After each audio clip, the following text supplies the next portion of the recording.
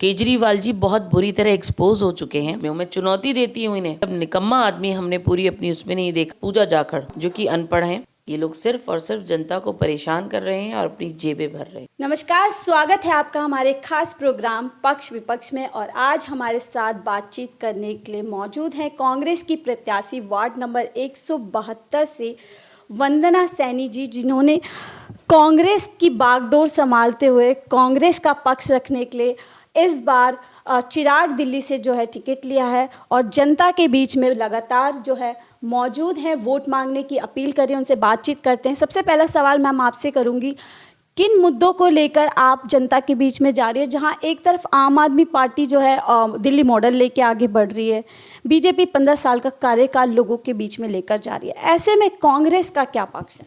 देखिए, कांग्रेस पार्टी सच की लड़ाई लड़ती है।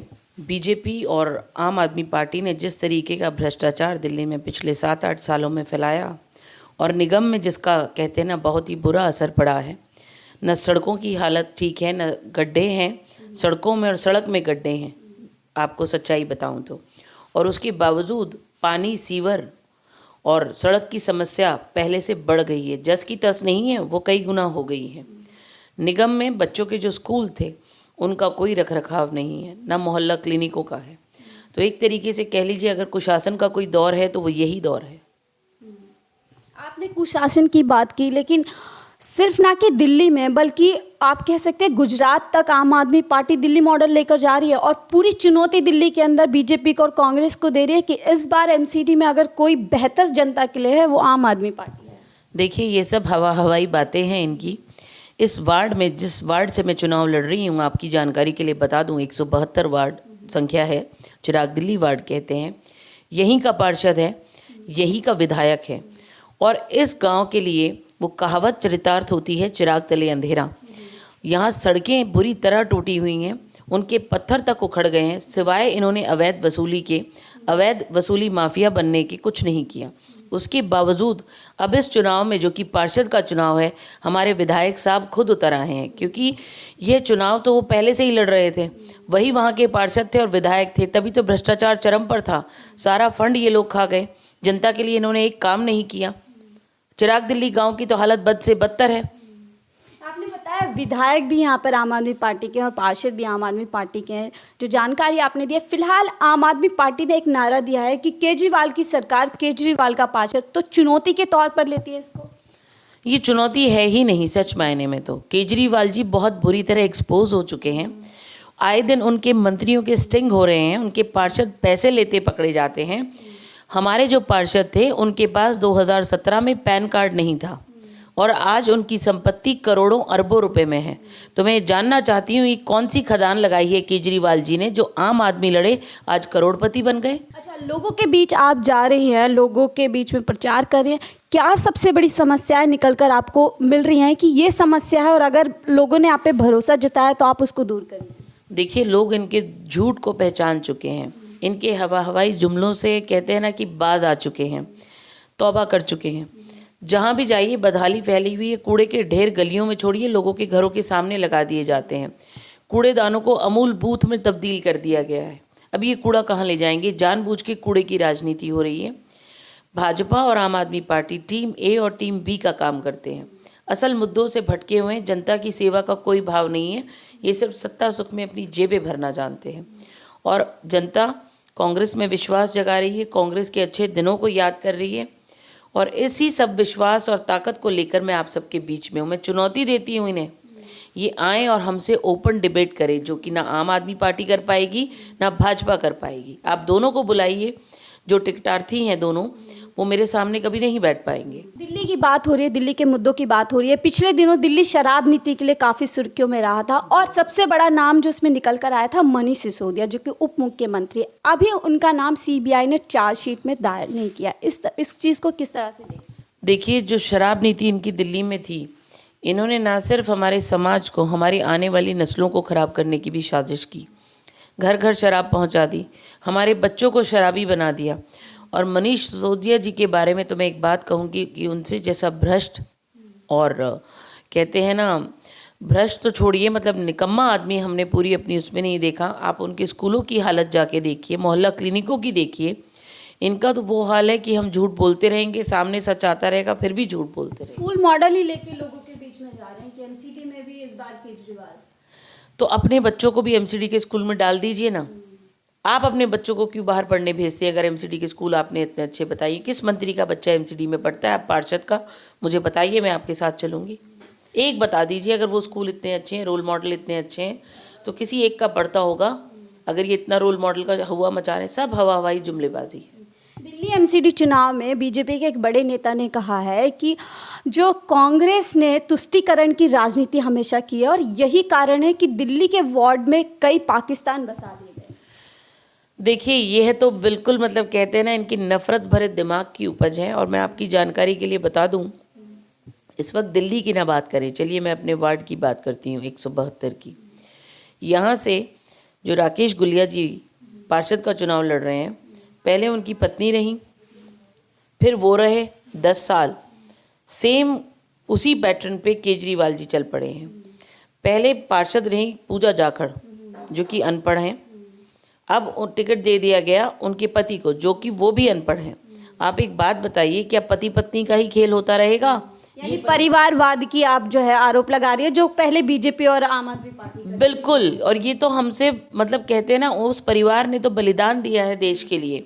इनसे पूछिए इन्होंने क्या किया। इन्होंने तो जनता को लूट के खाया है। अंतिम कुछ समय रह गया है, चुनाव का अंतिम पड़ाव है, क्या कुछ लेकर जनता के बीच में जा रहे हैं? किस तरह से लोगों का विश्वास जीतेंगे? सच्चाई और ईमानदारी। शीला दीक्षित जी वाली दिल्ली, चमकती हुई दिल्ली। और सबसे बड़ी बात, उस कांग्रेस राज में आप हम सब सुखी थे, कोई नफरत नहीं थी, सिर्फ विकास होता था, काम होता था। कभी आपने देखा कि हमें फंड नहीं मिल रहा? कभी किसी तरीके की कोई आवाज़ आई निगम से? ये झगड़े पहले नहीं थे। ये लोग सिर्फ और सिर्फ जनता को परेशान कर रहे हैं और अपनी जेबें भर रहे हैं। अगर मैं आगे सवाल करूंगी, अगर लोगों ने आप पे विश्वास जताया और जनता ने आपको प्यार देते हुए सत्ता में लेकर आएंगे, तो आपकी प्राथमिकता क्या रहेगी? देखिए, मेरी प्राथमिकता ये रहेगी, ये तो सिर्फ कहते रहे हैं रोल दिल्ली, रोल मॉडल और ये सब का हुआ बनाते रहे हैं। मैं सबसे पहले चिराग दिल्ली में मैंने एक 15 पॉइंटों का अपना मैनिफेस्टो भी लाई हूँ, क्योंकि मैं खुद खिड़की गांव से हूँ, मैं यहीं रहती हूँ, यहाँ की समस्याओं से वाकिफ़ हूँ और उनसे ही जूझते हुए राजनीति में चली हूँ। एक 15 पॉइंट का मैनिफेस्टो है मेरा मेरे वार्ड के लिए, जो कि इनमें से किसी कहते हैं ना उम्मीदवार ने नहीं दिया, क्योंकि ना तो इनके पास विजन है और ना ही इनकी करने की नीयत है काम। तो मैंने तो मेरा होमवर्क कर लिया। मेरे पास चिराग दिल्ली का नाला एक मुद्दा है, यहाँ की सड़कें सबसे बड़ा मुद्दा है। चिराग दिल्ली की तो हालत बहुत ही बदतर है, सीवर का पानी, गंदा नाला। हमारे वार्ड में शेखसराय फ़ेज़ 1 और फ़ेज़ 2 भी पड़ता है। मैं उस नाले को कवर करके उस पर एक पुल बनाऊंगी उन दोनों को जोड़ने के लिए, जिससे 3 किलोमीटर का रास्ता बचेगा, समय बचेगा, लोगों की कनेक्टिविटी बढ़ेगी। और मेरे वार्ड में सारी जो कहते हैं ना कि स्वास्थ्य सुविधाएं जो हैं, जो कि अब पिछड़ सी गई हैं और थम सी गई हैं। किसी मोहल्ला क्लिनिक में दवाई नहीं मिलती, ये सिर्फ अरबों रुपए का घोटाला कर गए। महिलाओं के लिए खास तौर से क्या कुछ करना चाहेंगी, जैसे आप महिला हैं? देखिए, मैं महिला हूँ और एक महिला होने के नाते मेरा महिलाओं के प्रति विशेष कर्तव्य ये रहेगा कि मैं महिलाओं की एक चौपाल लगवाऊंगी हर गांव, हर मोहल्ले में। और उस चौपाल में हम सब अपनी समस्याएं लेकर आएंगे और मेरे पास मेरी बहनों को, माताओं को, मेरी मातृशक्ति को किसी मध्यस्थ की ज़रूरत नहीं आने के लिए उनकी सुनवाई सबसे पहले होगी। एक सवाल पूछूंगी, आपके शीर्ष नेता राहुल गांधी जी आज भारत जोड़ो यात्रा, जो इस समय की सबसे ज़रूरी, एक तरीके से कह सकते हैं ज़रूरत है, वर्तमान स्थिति को देखते हो, उसको किस नज़र से देखते हैं? देखिए, हमारे नेता श्री राहुल गांधी जी रोज़ 35-35, 36-36 किलोमीटर चलते हैं। उनको मीडिया के दुष्प्रचार से कहते हैं ना एक तरीके से स्लो करने का प्रोसेस किया गया, क्योंकि इनके पास उनकी किसी बात का जवाब नहीं है। और उनकी इस भारत जोड़ो यात्रा से मेरा भारत बदल रहा है, मेरा देश बदल रहा है और लोगों में जागरूकता भी आ रही है। तो मैं उम्मीद करती हूँ आप जैसे युवा साथी भी, हमारे बच्चे, हमारे युवा कहते हैं ना पीढ़ी, आने वाली पीढ़ी भी जो है उस चीज़ को एक्नॉलेज करेगी और सही गलत का भेद जानेगी और सच्चाई और झूठ को पहचानेगी। वो एक अलग जगा रहे हैं और मैं उस अलग जगाने में उनकी एक सेना की छोटी सी सिपाही हूँ। महिलाओं से जुड़ा हुआ एक सवाल लूँगी, थोड़ा चुनाव से अलग है लेकिन ज़रूरी है क्योंकि आप महिलाओं को कहीं ना कहीं आगे रखने की बात कह रही हैं।